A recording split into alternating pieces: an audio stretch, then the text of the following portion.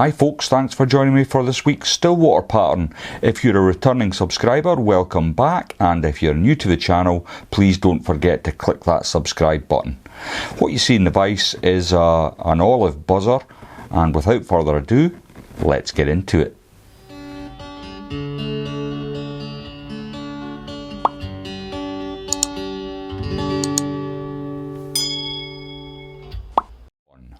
The hook in the vise then is a Hanak H330 barbless hook. This one's at size 10, it's on a medium wire and it's a bronze finish.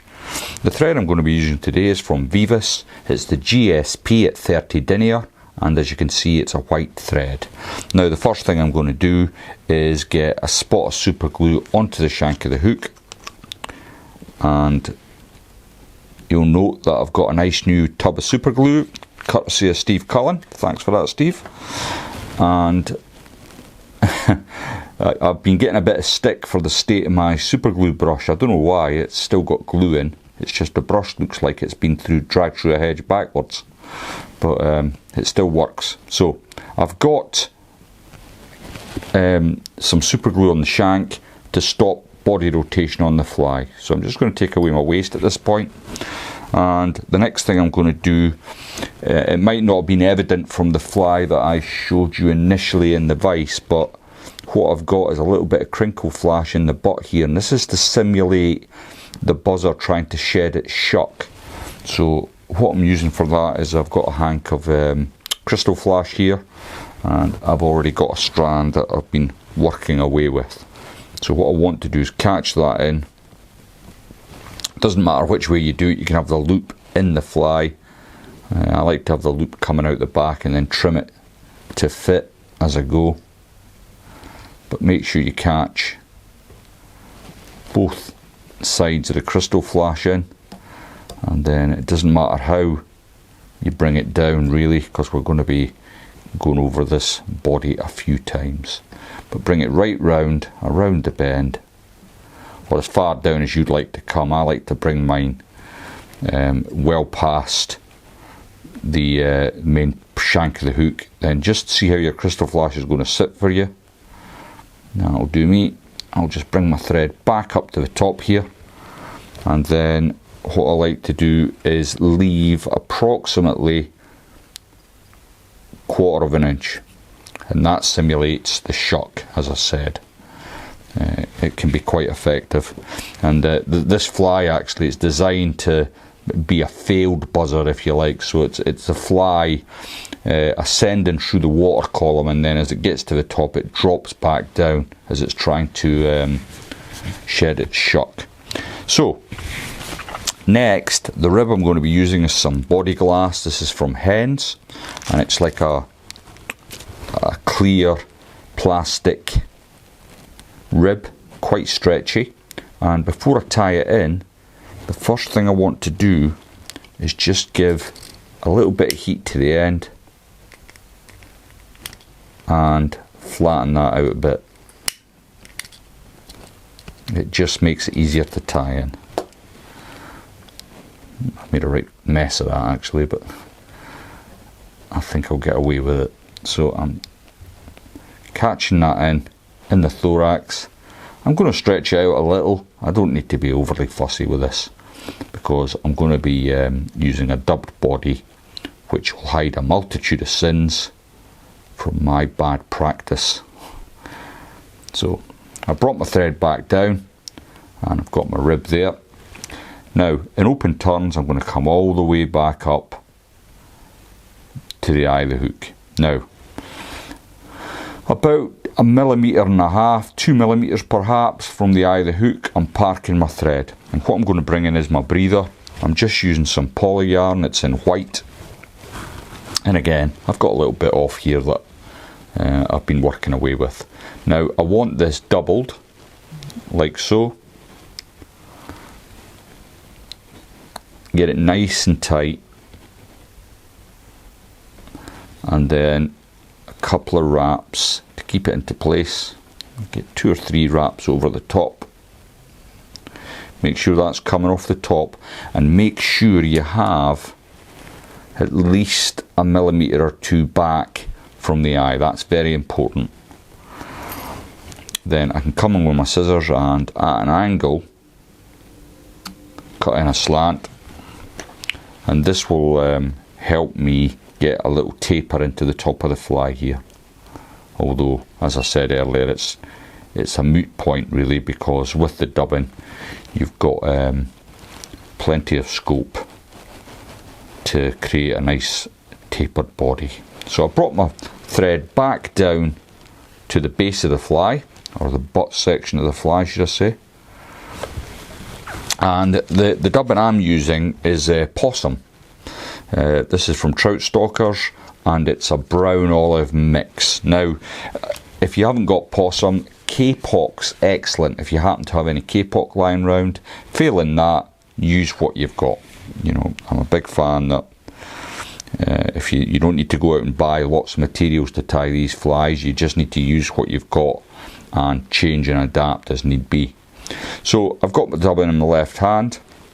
The thing I like about the Possum is it, apart from the fact it dubs on easy, it's not a heavy material like hair or rabbit.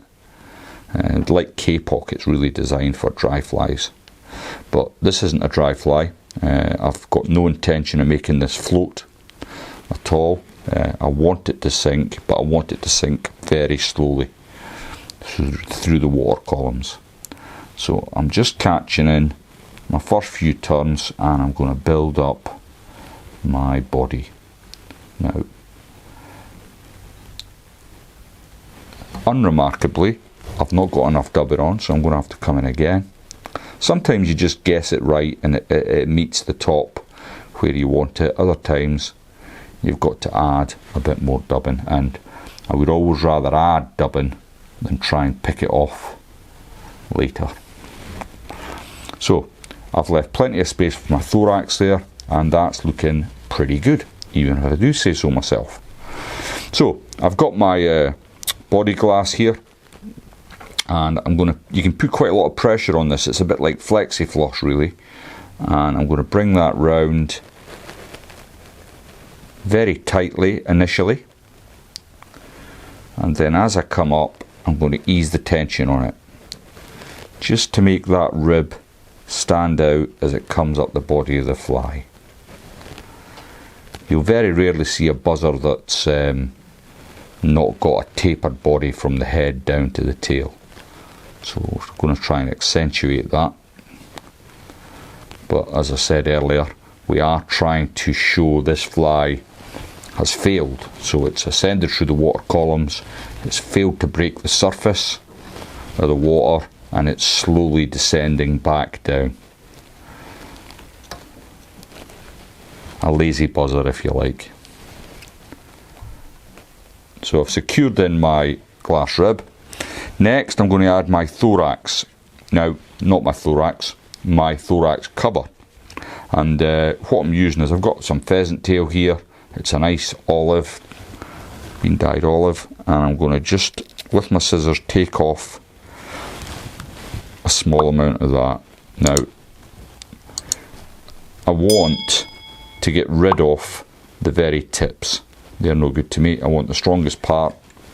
So I'm going to get rid of the very tips, like so. And then with my thread I can come in and tie in the thorax cover. Make sure you come all the way back, and that's looking not too bad. So the wing buds, I'm going to be using some Comp Candy Biots, and these are chartreuse. I've got a couple picked out already, and I'm going to tie in, I'll tie in your end first, seeing you're visiting me, guests first. So just get that biot over, bring it round, and then I'll tie in my side, which is a lot easier I might add, like so. Sometimes I put these in together, just line up the tips and bring them in together. So I'll just park my thread there. I'm just going to move my biot so I can see that I have come far enough back. I don't want any of this white thread showing. So the thorax, again, it's just some more of the dubbing that I used for the body. I've got some out of the packet here, and I'm going to dub that on. And as regards to fishing this pattern, I don't think you can fish it slow enough. So remember, we're imitating a fly that's failed to hatch, and it's slowly sinking back through the water column. So it's dead pretty much. You don't want to be retrieving this at speed. You want it to be nice and slow. Just keep in touch with it. Keep a good eye on the end of your fly line, of course, any movement, and you should lift, and you'll be surprised how many times you hook a fish doing that. Okay, the thorax cover. I'm going to bring that over next. Try and keep it nice and straight.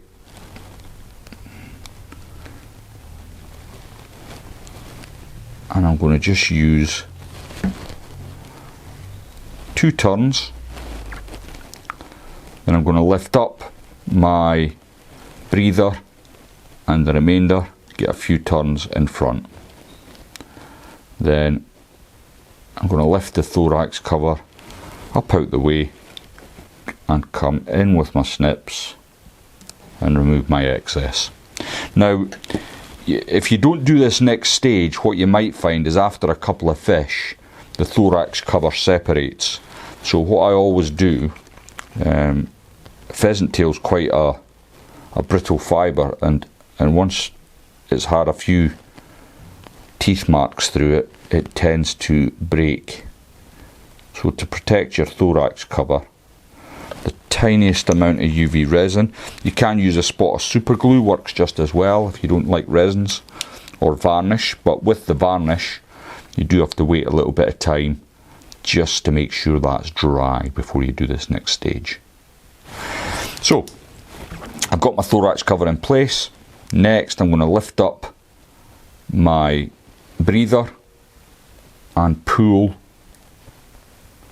my wing buds